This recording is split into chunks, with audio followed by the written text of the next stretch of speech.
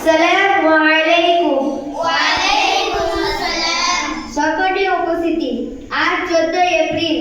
এই বিশেষ দিনে আমরা উদযাপন করছি মহান ব্যক্তিত্ব ডক্টর বি.আর. আম্বেদকরের জন্মদিন।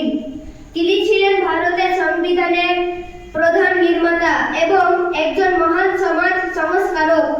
তিনি ছোটবেলা থেকে অনেক কষ্ট সহ্য করেছিলেন, কিন্তু শিক্ষার মাধ্যমে তিনি নিজের জীবনকে আলোকিত করেছিলেন। ডক্টর আম্বেদকর আমাদের অনেক সুন্দর সুন্দর বাণী দিয়ে গেছেন, যেমন শিক্ষা হলো মানুষের মুক্তির চাবিকাঠি, জ্ঞানী মানুষকে শক্তিশালী করে, স্বাধীনতা, সমতা ও ভ্রাতৃত্ব এই তিনটি মানব জীবনের ভিত্তি। আজকের এই বাণীগুলো আমাদের জীবনে চলার পথ দেখায়। আজকের এই দিনে আমরা প্রতিজ্ঞা করি যে আমরা মন দিয়ে পড়াশোনা করব, ভালো মানুষ হব এবং দেশের উন্নয়নে অবদান রাখব। ধন্যবাদ।